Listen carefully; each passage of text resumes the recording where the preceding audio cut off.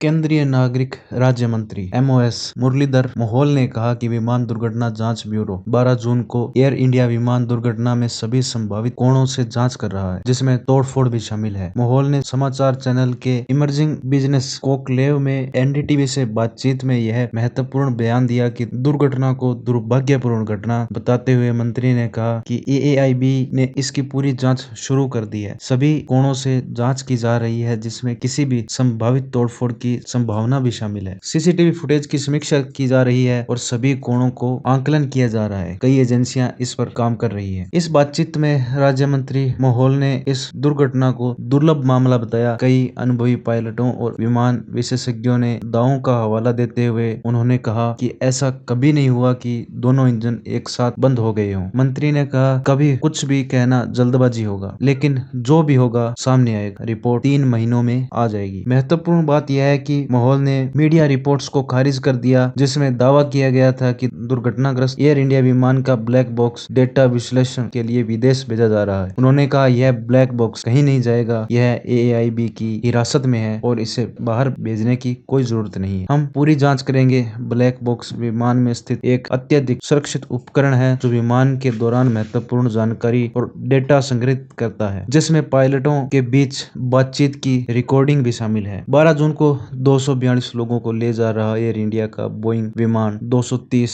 यात्री और 12 चालक सदस्य के साथ अहमदाबाद अंतर्राष्ट्रीय हवाई अड्डे से उड़ान भरने के कुछ ही देर बाद दुर्घटनाग्रस्त हो गया, जिसमें विमान में सवार लगभग सभी लोग मारे गए। यह दुर्घटना भारत की अब तक की सबसे घातक विमान दुर्घटनाओं में से एक है। विमान हवाई अड्डे के नजदीक एक रिहायशी इलाके में दुर्घटनाग्रस्त हो गया और जमीन पर मौजूद दर्जनों अन्य लोगों की मौत हो गई। भारतीय मूल के 40 वर्षीय ब्रिटिश नागरिक रमेश विश्वास कुमार इस दुर्घटना में एकमात्र जीवित व्यक्ति बचे।